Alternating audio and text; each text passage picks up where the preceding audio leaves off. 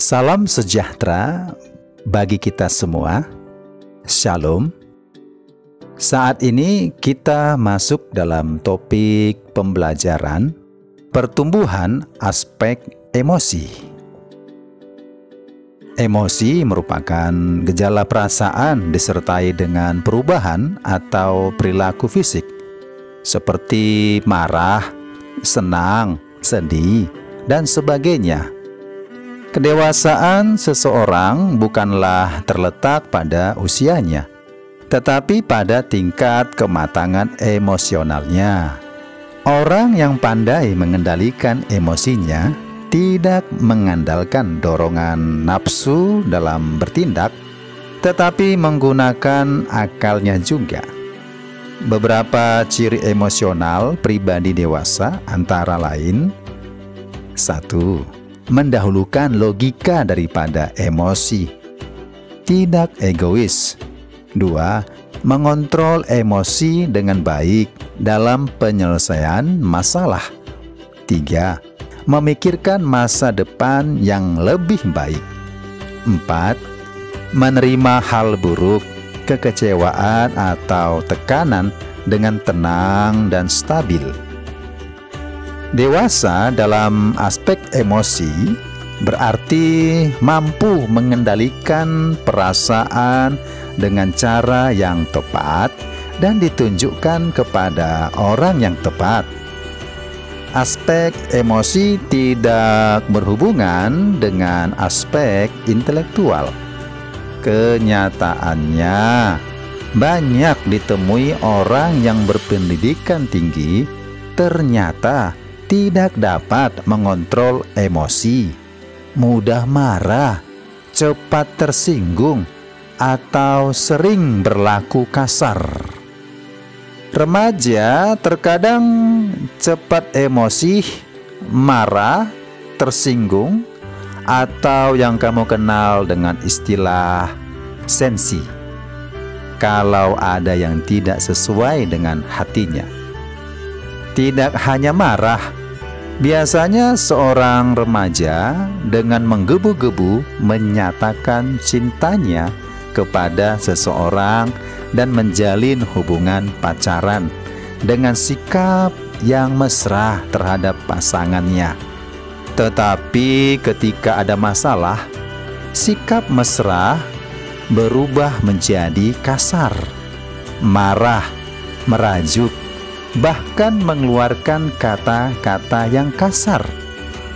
Jika mengalami putus cinta, remaja biasanya seperti orang putus asa, benci kepada bekas pacarnya. Perasaan semacam ini tidak hanya terjadi pada masa remaja, tetapi juga pada orang dewasa yang belum mengalami kematangan emosional. Ada juga orang-orang yang mengekspresikan segala sesuatu dengan satu cara saja.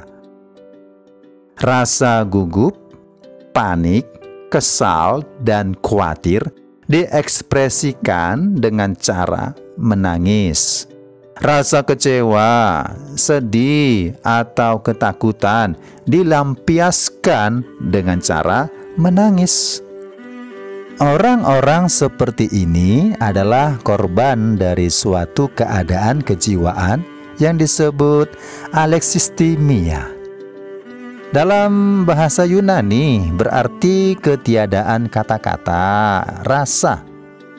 Istilah ini digunakan untuk orang-orang yang tidak mampu mengenali atau kurang mampu mengolah dan mengendalikan perasaan. Istilah ini diteliti dan dikembangkan dalam ilmu saraf dan bedah, yang kemudian hasilnya dimanfaatkan oleh ilmu pendidikan dan ilmu jiwa.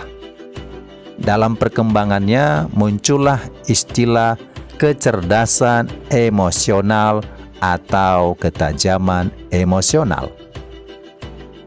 Emosi adalah perkara yang rumit, tetapi dapat dikendalikan dan dimanfaatkan. Emosi adalah kekuatan yang dapat merusak atau membangun diri sendiri dan orang lain, tergantung kemana kita mengarahkannya. Manfaat dari ketajaman emosional adalah: 1. Menolong orang lain mengendalikan emosi dan mencari tahu pemicunya. 2. Menolong orang lain mengolah dan mengelola emosi. 3. Menolong orang lain menyalurkan emosi dengan cara yang lebih produktif atau bermanfaat.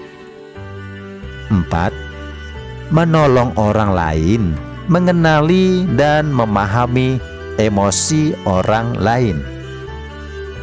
Tuhan Yesus juga pernah marah ketika Bait Allah dikotori oleh orang-orang yang menyalahgunakan fungsi Bait Allah dan menjadikannya tempat mencari laba. Tuhan Yesus marah dan mengusir orang-orang yang berjualan. Bisa dibaca ya di Matius 21 ayat 12-17.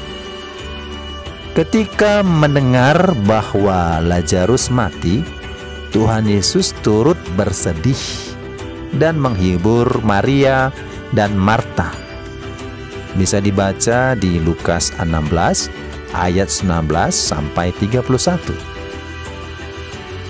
Tuhan Yesus menunjukkan emosinya marah, tetapi tidak sampai jatuh ke dalam dosa. Marah atas dosa yang dilakukan manusia, tetapi penuh kasih terhadap manusia berdosa. Remaja Kristen diajarkan mengikuti teladan Tuhan Yesus. Benci terhadap dosa, tetapi penuh kasih terhadap sesama. Pertumbuhan emosi perlu diasah secara sehat agar dapat ditunjukkan dengan benar. Ada saatnya menunjukkan rasa marah, ada waktunya harus memaafkan. Ada hal-hal yang membuat hati kecewa, tetapi kasih di dalam hati tidak boleh hilang. Demikian materi pelajaran kita, pertumbuhan aspek emosi. Tuhan Yesus memberkati. Shalom.